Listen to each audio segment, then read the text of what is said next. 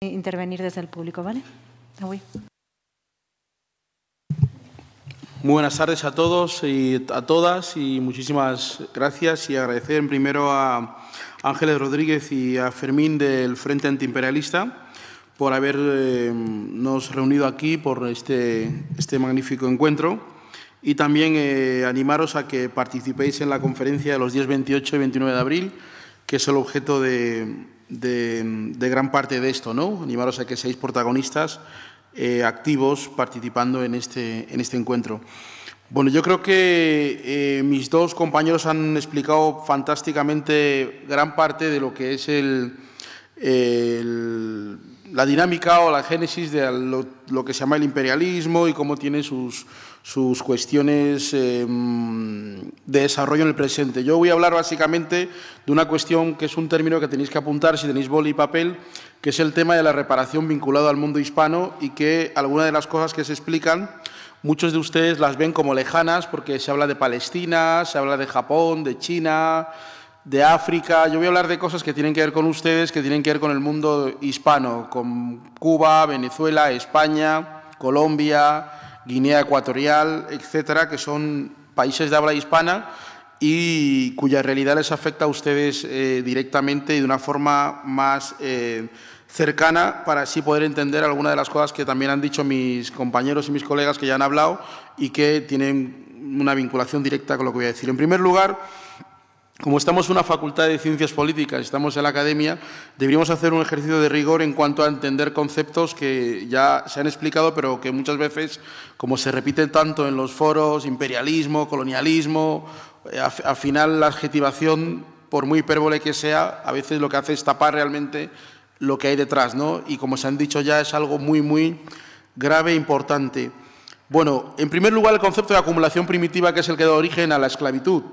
Si veis en el Capital, no sé en qué si es el tomo 2 o en el tomo 1, se explica perfectamente qué es la acumulación primitiva. Y la acumulación primitiva es traer los negros de África, la invasión y descubrimiento y el genocidio de los indígenas para convertirle los negros a la cosificación del trabajador, del ser humano, convertirlo en un trabajador, en una cosa, y a partir de eso genera una acumulación de bienes tan grande que se crea un mundo global que se llama el mundo capitalista y de una economía que es hegemónicamente global. Por tanto, tenéis que tener en cuenta que la globalización no empezó en Seattle, no empezó en las cumbres antiglobalización, no empezó con Podemos, no empezó en el 15M, empezó en esta época hace 500 años, ¿no? Una época de globalización económica. Lo digo porque muchas veces cuando uno viene a estas facultades o va a la televisión o va a una tertulia, la gente dice, no, es que fue en el 2016 cuando la cumbre de Merkel. No, no, no. Esto lleva, como bien ya han dicho Zecker y el compañero, son muchos siglos de acumulación económica para generar un marco de economía global que estamos hablando. En segundo lugar, los principios liberales, que son igualité, fraternité, ¿la otra cuál es?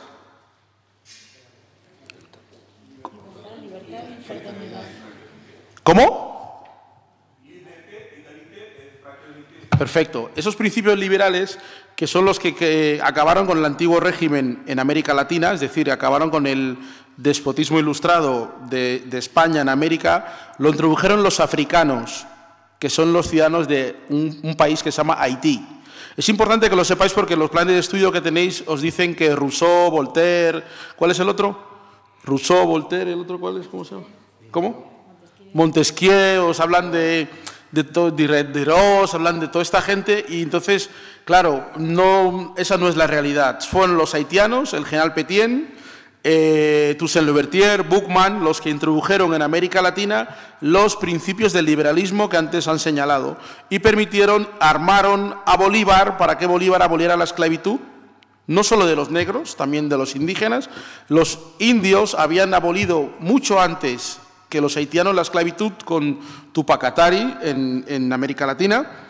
Entonces tenéis que empezar primero por cuestionar la epistemología occidental sobre la historia. Es lo primero que hay que hacer para poder enfrentar lo que estamos enfrentando, porque los datos empíricos históricos que la epistemología occidental da, además en un sitio, una academia, la televisión, los periódicos, os van a hablar siempre de Montesquieu, de Diderot, de todos estos, Rosa Luxemburgo, Lenin, todo lo mismo, pero luego os encontráis que no es así, que es Haití, el país más empobrecido, como bien ha señalado el compañero, no pobre de América, fue el que introdujo esos principios y la libertad en América Latina en una guerra histórica, una revolución histórica contra España, Francia y el Reino Unido. Imaginaros que hoy lo que sería que unos señores, unos talibanes de Afganistán, sin formación militar, sin haber ido a Harvard ni haber ido a la Complutense, se enfrentan a Estados Unidos, a la Unión Europea y a la OTAN y les derrotan. Pues eso pasó en 1804 en Haití y se inauguró el principio de los principios liberales que llevaron hasta que los estados luego se formaron en Colombia, con Bolívar, después San Martín y Higgins y los demás.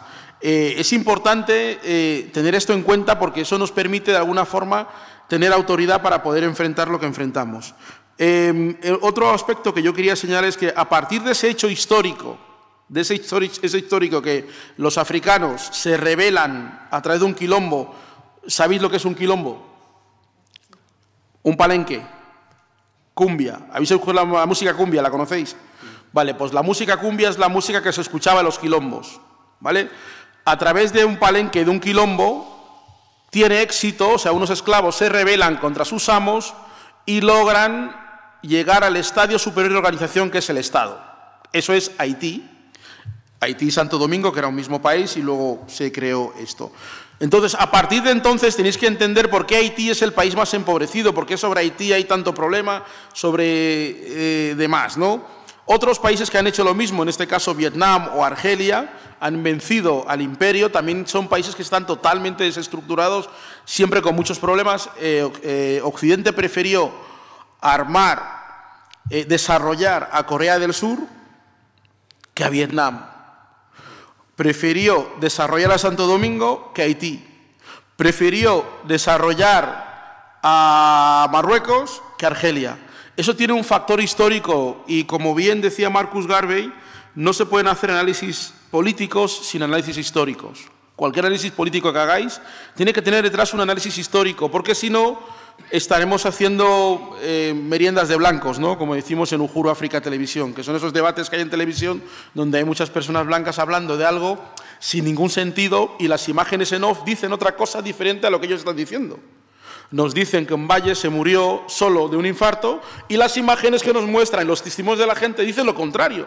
Pero los de la merienda de blancos que están en la tertulia imponen su discurso y al final todo el mundo acaba yéndose a su casa diciendo, bueno, no me he enterado nada, pero da igual. Eso se llama meriendas de blancos en la comunicación, en los marcos comunicativos. Y entonces es importante asumir eso. En el caso de la economía, de la cual se ha hablado y de la que se nutre el imperialismo y que fundamenta muchas de estas cosas, algunos de ustedes han visto por los medios de comunicación que hace poco en la ciudad de Barcelona se cambió la estatua de Antonio López. ¿Alguno lo vio? Levantar la mano si alguno lo vio por la tele o por los medios. Bien, 1 y 2, vale.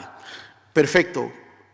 ¿Con qué tiene que ver eso? El señor Antonio López, marqués de Comillas, fundador de la Universidad de Comillas, fundador del Banco Atlántico, fundador del Servicio de Inteligencia Español, fundador de la empresa naviera Transmediterránea y fundador de muchos otros emporios, fue el mayor traficante de esclavos de la historia de España. Pero no solamente con eso, recibió un título nobiliario y está entre la burguesía más exquisita de España y de Cataluña. Entonces, tras muchos años de lucha, y quiero subrayar aquí la parte, no una parte victimista, no una parte apocalíptica, sino una parte positiva de que hay gente como vosotros que están luchando, como esta conferencia que se ha organizado, o como los que nos han invitado aquí a Valar, que están luchando para que esa virtualidad, esas cosas sean virtuales, no solamente como gente derrotada que está sufriendo, sino como positivo. El movimiento panafricanista durante 20 años, ¿os acordáis del negro de Bañoles con Alfonso Arcelil, que estaba en un museo, un negro disecado? Pues a partir de entonces se empezó a luchar para sacar al negro del Museo de Bañoles en el año 92 y después se luchó para la estatua, porque hay una simbología detrás de la acción del capitalismo, tiene una simbología, el imperialismo, el racismo, tiene una simbología y esos símbolos están en estatuas, en calles, bancos como Caja Madrid, ahora se llama Bankia, fue fundado por el padre Piquer en Valencia en 1777 con la venta de 22.000 negros, el Banco de Sabadell, el Banco de Santander. Aparte de... Perdona un segundito, ¿puedes hablar un poquito más despacio? Sí. El Banco de Sabadell, el Bankia. Es que los blancos no cogemos bien. Es que tenemos 10 minutos y... para poder... Tranquilo. Vale. Vale, el Banco de Sabadell, Bankia. Los bancos más importantes que tenéis, si vais a Madrid, detrás de donde vamos a hacer la conferencia internacional, hay un teatro que se llama el Teatro Albéniz. Pues en el Teatro Albéniz, en la plaza que hay enfrente, estaba el mercado de esclavos de Madrid, hace menos de 120 años. Es importante conocer esos datos porque constantemente la academia, la supremacía o la superestructura os dice que la esclavitud es cosa de Estados Unidos, que no tiene nada que ver con el mundo hispano. Pues bien, el Marqués de Comillas hizo su dinero en Cuba. Muchos de los políticos que veis en el Parlamento sentados de uno y otro partido han sido familias que se han enriquecido con la venta de esclavos. En esta misma facultad todavía queda algún profesor, no creo que se haya jubilado o haya muerto, cuya familia también se enriquecieron con la venta de esclavos y han escrito libros sobre ello, ya han hecho memoria. La última película es Gurumbé, de un cineasta,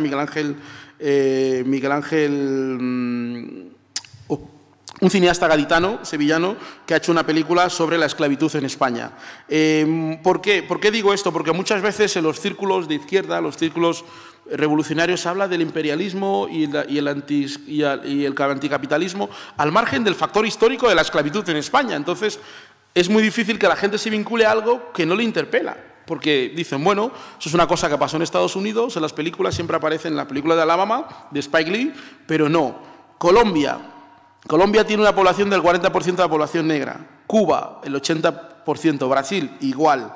Ecuador, Venezuela. Hay más negros, 200 millones de afrodescendientes en América Latina que en los Estados Unidos, donde solamente es el 15% oficialmente. En los países de América Latina, la acción de la esclavitud fue mucho más fuerte que en los Estados Unidos. Por ejemplo, Guinea Ecuatorial. ¿Alguno sabe dónde está Guinea Ecuatorial? 1, 2, 3, 4, 5. Vale, perfecto. Este año Guinea Ecuatorial cumple 50 años de independencia de España. Pues España abolió la esclavitud final en el año 1956 en la provincia española de Guinea Ecuatorial con la abolición del patronato indígena. El patronato indígena era un sistema por el cual los trabajadores, es decir, los indígenas, los negros, trabajaban y la empresa, el amo, le guardaba el dinero hasta que el amo entendía que era mayor de edad para valerse por sí mismo. 1956, 1056, no del siglo pasado, de este siglo. Entonces, esas... Del anterior, perdona, anterior. Entonces es importante tener esas cuestiones que son muy cercanas, ¿no? No son ni de Alabama, ni de Texas, ni de California, son vinculadas muy directa a una provincia española hace 50 años, ¿no? En Colombia, Venezuela, Ecuador, Argentina, Chile, todo el sistema segregacionista que existe en América Latina fue extrapolado por España. Y también el sistema de organización, el sistema político, cualquier sistema social que existe fue traído a España. Pero, ojo, no fueron los españoles los que mataron a los indios, ni esclavizaron a los negros. Fueron los hijos, los criollos que echaron a los españoles para quedarse ellos en el poder, los que exterminaron a los mapuches, los que incentivaron la esclavitud y el genocidio de los negros. Es importante entender eso porque a veces hacen ejercicios de antiimperialismo o antiespañolismo muy gratuitos que además no tienen mucho sentido porque las familias que siguen gobernando en América Latina son las mismas que iban en el barco con Colón y con los demás. Además tienen los nombres y están perfectamente situadas aquí en España. Para ir abreviando telegráficamente, quiero insistir en que como sois estudiantes tenéis que cuestionar los marcos epistémicos que niegan esta historia que estoy contando, porque al momento que ustedes se pongan a discutir con cualquier profesor en clase, con cualquier alumno o cualquier sitio, ellos automáticamente articulan una contrahistoria donde ustedes no tienen capacidad de fundamentar lo que dicen. Por tanto, tienen que estar constantemente reinventando la historia y reinventando cosas. Para eso, durante tiempo, sé contantes que el movimiento panafricanista luchó en España. En el año 2010, el Congreso de los Diputados aprobó una proposición de ley para el perdón, la memoria y la reparación de los negros. Eso está en Parlamento de Televisión. Si entráis en Internet podéis ver el debate íntegro en el que participaron todos los partidos políticos y muchos de los políticos que participaron habían sido profesores o académicos. A juzgar por el discurso que tienen, imaginaros qué enseñaban en clase si en el Parlamento dicen ese tipo de cosas. Pero es importante fundamentar el conocimiento para poder combatir contra esto, porque el sistema constantemente va a hacer que ustedes estén siempre y dispersos, ¿no? De repente aparece unos tipos, una asamblea en no sé qué barrio, aparece en televisión, luego aparece un niño que han matado, luego aparece otro tipo en Lavapiés. Entonces siempre hay como un montón de cosas y un montón de debates que desvían la cuestión central, que es lo que han dicho antes los compañeros, que hay que organizar la lucha internacionalista y no quedarse en anécdotas meramente coyunturales, el típico discurso que os van a decir. Es que los negros también se mataban entre ellos. ¿Ya? ¿Y qué? Ya, pero es que vosotros también vendíais a vuestra gente. Ya, claro. Por eso se llama neocolonialismo. Entonces, ustedes tienen que estar preparados para combatir ese tipo de argumentos que se crean desde la academia. Los tres lugares donde se fundamenta más el racismo, la discriminación y el imperialismo es la academia, los medios de comunicación, básicamente, y el colegio.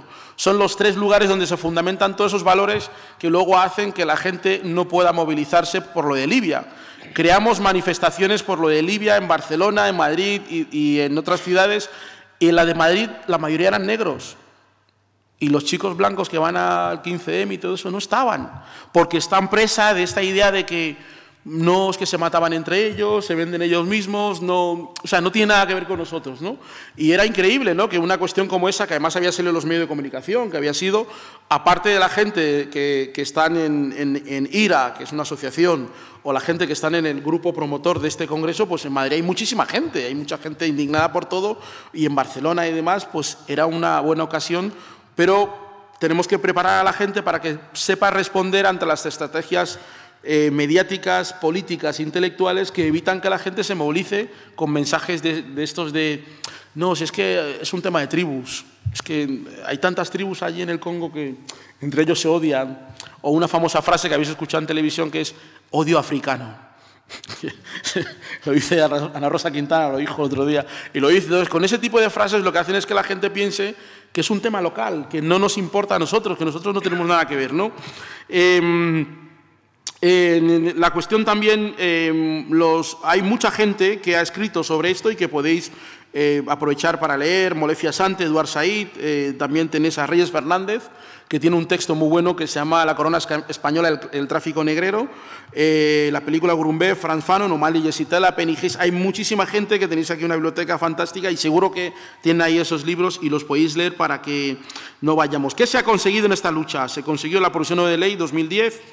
Sí, la ley 62/2003, la ley de igualdad de trato por origen racial y étnico. Es muy importante que las leyes que se hacen en el Parlamento no surgen de los políticos, sino de gente como esta que están aquí, que hacen actos como estos y luego hay cambios. No es que un político o un grupo de profesores se encierran y dicen vamos a ayudar a los negros. No, no es así. Es gente que hace conferencias como estas y se pone muy pesada hasta que hay un cambio. La ley de igualdad de trato significa que a la gente hay que darle igualdad de trato. La Ley de Cooperación al Desarrollo con los Pueblos Afrodescendientes fue un hito histórico en el año 2007, que lo hizo el compañero Luis Alberto Alarcón, la Fundación Vida, que significa que en 500 años España cooperaba por primera vez con los negros. No olvidemos que la cuestión de la reparación significa eso, que exigimos reparación por esa cuestión histórica. Y para entender la reparación tenéis que asumir unas cosas que antes han dicho, que yo lo resumo de la siguiente forma. Esclavitud, colonialismo, apartheid e inmigración es el mismo proceso, cambia de nombre. Antes se decía civilizar. ¿Ahora cómo se dice? Integrar. Pues es esto. La cuestión conceptual, la cuestión lingüística, tenéis que dominarla porque si no, siempre entramos en... os van a estar haciendo ese tipo de debates. La cuestión de los medios y la percepción, el lenguaje. Es muy importante entender que cuando Valle murió en Lavapiés, el domingo siguiente hubo una orden para que ningún medio más hable de Valle. ¿Habéis oído hablar más de ello? ¿A que no? Pero siguen hablando de la dominicana que mató al chico, porque lo que se pretende es generar siempre un estado de distancia en la población con respecto a este marco histórico, porque hay una relación histórica en todo eso. Las mujeres que trabajan en el sector doméstico es el mismo trabajo que hacían durante la esclavitud, cuidar a los hijos de los amos, amamantarlos, bañarlos y cuidarlos. Y es lo que siguen haciendo en barrios como este de Somosaguas que hay aquí cerca, dominicanas, peruanas, ecuatorianas y demás, ¿no? Es una continuidad histórica, no es algo nuevo. El tema de Walter Rodney, es muy importante este libro, cómo Europa subdesarrolló África, muy importante. La cuestión del IRA. Se ha hecho un esfuerzo muy grande por crear una asociación que se llama IRA, que lucha en el marco de la esclavitud en el mundo islámico, porque hasta ahora hablamos siempre de Europa, de Occidente y el mundo blanco cristiano, pero el mundo islámico es un espacio que te queda contado bastante perfectamente, donde estas realidades están triplificadas y es peor porque no se habla. Y ustedes que están vinculados a temas como Palestina, supongo yo, que luchas como estas, en este momento la lucha de vanguardia, la lucha verdadera es la cuestión de IRA y la cuestión de este encuentro, para que podáis entender que las guerras, los atentados que hay en Irak o que hay aquí en Europa de los islamistas, en África llevan haciéndolo hace muchísimos años, muchísimos siglos. La primera universidad que existía en el mundo fue destruida por esta gente en Mali, para construir encima una mezquita que todavía existe de barro, era una universidad. Se robaron los libros, se los llevaron a Alejandría y destruyeron toda la universidad. Eso fue hace 700 años y esa misma lógica, la que sigue Boko Haram, la que siguen todos estos grupos, tenéis que entender que no es algo diferente a lo que ustedes pasan, porque cada vez que matan a un blanco en Europa, todo el mundo pone en internet Charlie Hebdo, tal, pero matan a 6 millones en el Congo, 6 millones, mucho más que en Siria, mucho más que en cualquier guerra, y nadie le parece pertinente hablar del tema. Y en el Congo siguen matando porque el coltán, para fabricar móviles y todo esto sigue en las minas, ¿no? Termino.